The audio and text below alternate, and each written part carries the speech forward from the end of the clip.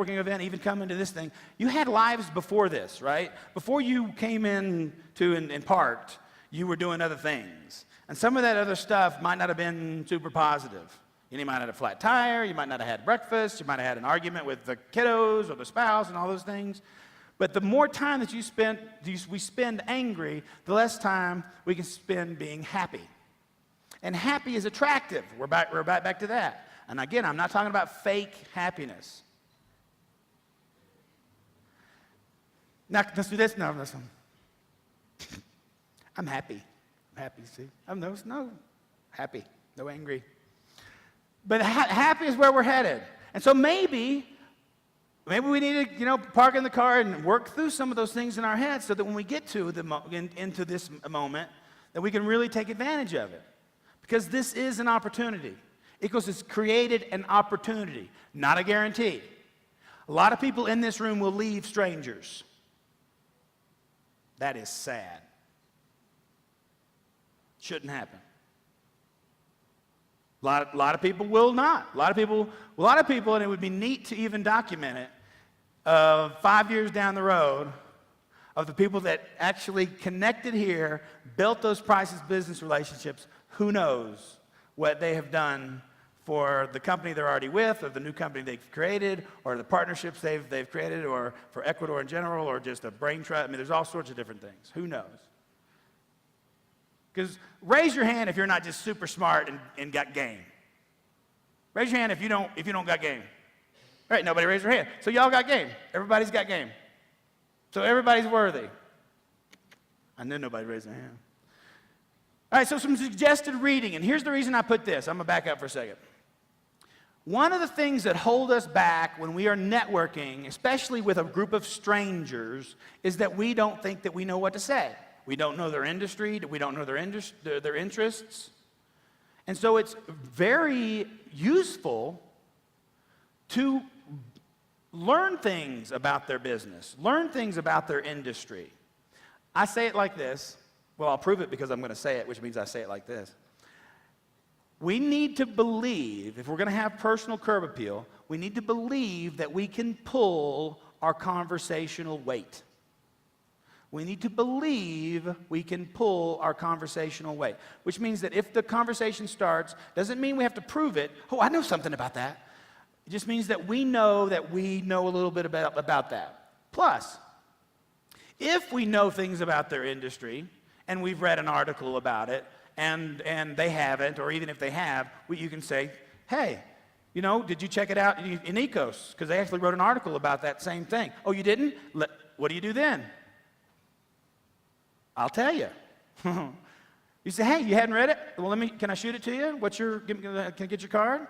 And then you take your card, and on the back you write, send them the Ekos article on whatever the topic was. And then the next day, you shoot them the article.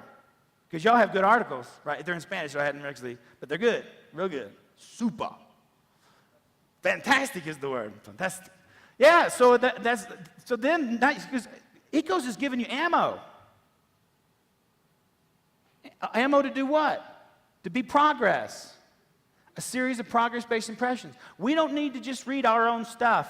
We need to read everybody we're trying to get to stuff. So that when we get in front of them, and I'm not saying that all of a sudden we start plopping out everything we know about them. We just say, hey, I know a little bit about that. I read that article in such and such magazine. And did you read that? And they'll probably say no because they're too busy. And they say, well, no problem. Can you shoot that to you? Now back in the day, you used to have to cut and paste, right? Remember those days where if you saw an article that was really good, that catered to your industry, you'd actually make copies of it and then just photocopy it and send it, as needed. Well, now you don't have to do that, man. It's PDFs and shooting links over and stuff like that. So the other things that I have here, business journals, daily paper, our trade journals that caters to our clients or our prospective clients. Because it's very natural for us to want to go places where it's comfortable. But it's already comfortable. And those places aren't necessarily where your new prospects are. A lot of times your prospects are in places where you haven't gone, and you're going to want to go. because you need to connect with those people. But if we get there, we got game, we feel we're all good, and we get there, and all of a sudden we're like, I don't have any idea what to say to any of these people. All of a sudden your curb appeal just plops on out. All right? The A in the new acronym stands for assimilate, and that means open face-to-face relationships. You guys have that opportunity here. That's one reason that we're starting today off with this topic, because we have the opportunity to assimilate, to connect. Right? Now, you're feeling great about yourself, you're feeling great about your products and services, now you can get out there and connect. But where to connect? This is a billionaire out of Mexico. He says, in this new wave of technology, you can't do it all yourself. You have to form alliances. Well, again, it's hard to form alliances with people you don't know. This is a perfect room full of possible alliances. Possible. So examples of proven places to network: trade shows and conventions, professional societies that cater to our best clients. Here's what I say about that one. Let me give you a little caveat on that. If you're going to go to an event that caters to your best client, you know who you should take with you to that? The best client. Because you know what that best client's going to be doing? Talking good about you. Right? Plus, they're going to be meeting other people.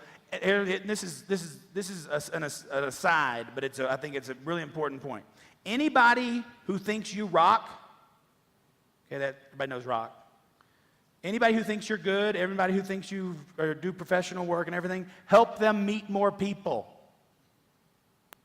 Right? Does that make sense? Because the more people that they meet, that's more people them telling good things about you. Okay. So the next one, organizations that cater to your target markets. And the last one that I'm throwing out here, workshops and seminars that would be interest to above. Now here's the reason I say that. Don't just go to workshops and seminars. I shouldn't say don't. It's a choice. You don't have to do anything I'm saying. I shouldn't say the word should or gotta. That's Texan. Gotta.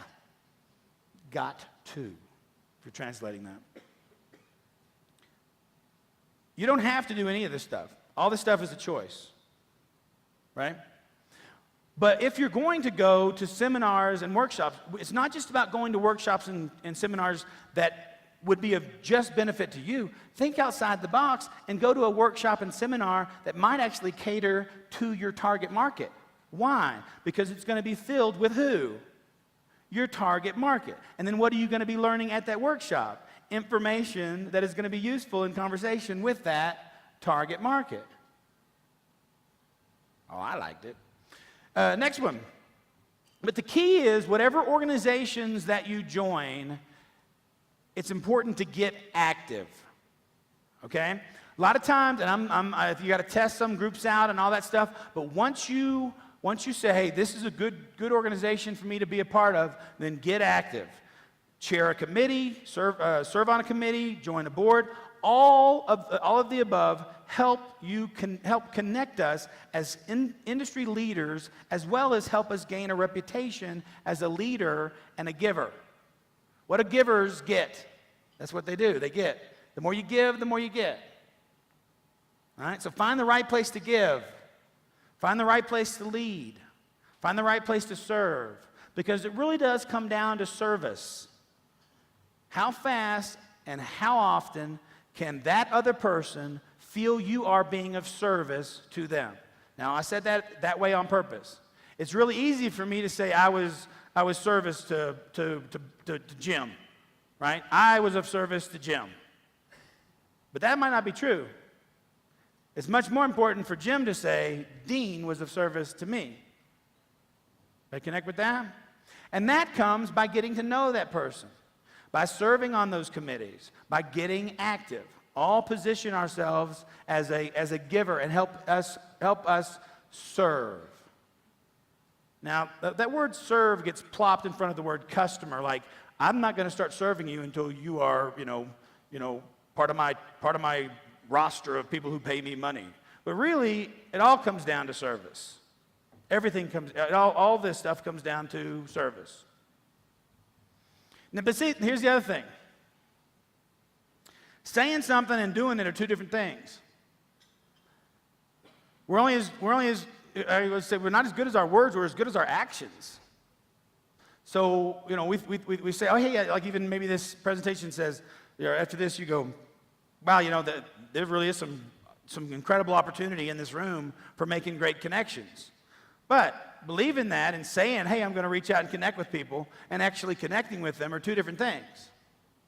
Saying something and doing it, two different things. So, the D in the acronym is deliver solid first impressions.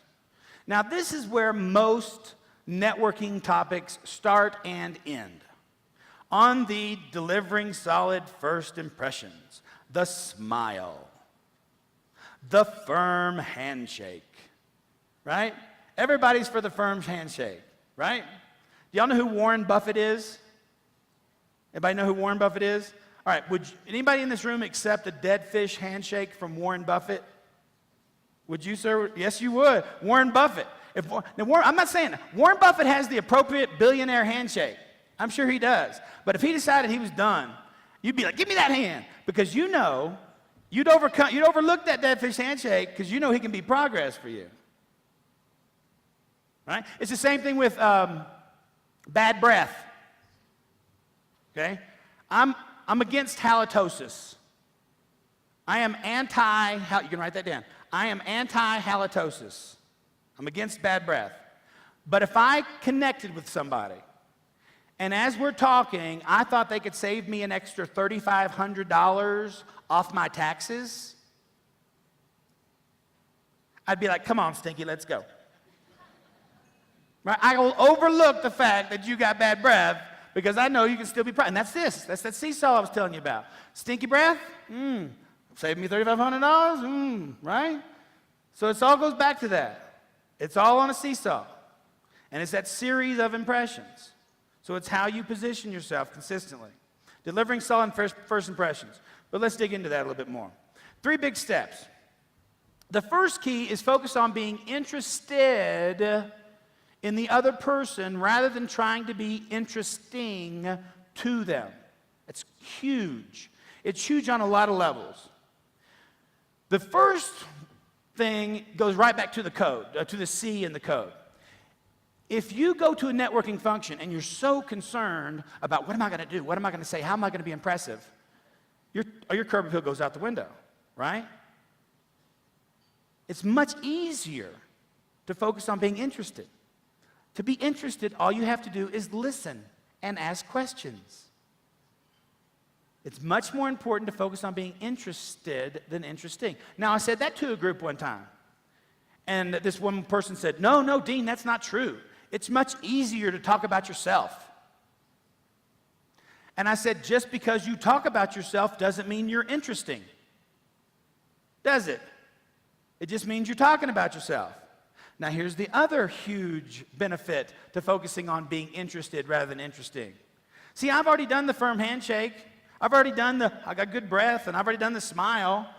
The more interested I am in that other person, the more I listen and ask questions, the more I learn information that can help me deliver those other progress-based impressions. Have you ever gone to a networking function and you got a big stack of business cards? Anybody ever gone to those functions and at the end you got that big stack of business cards?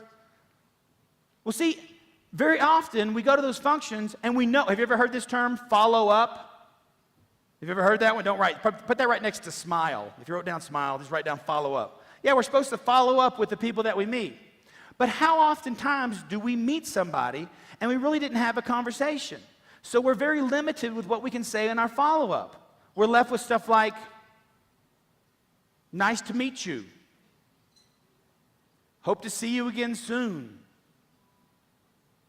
Bye. Because we didn't have a real conversation. Now, if we'd had a real conversation, then I could have, connected you with somebody or gotten you that article or sent you that information about the upcoming event that you or your family was interested. And it's not just about your business either. Progress-based impressions can also come down to helping your kid get a good recommendation letter from somebody for a scholarship. I mean, there's a lot of different ways to be progress. Tons of ways to be progress.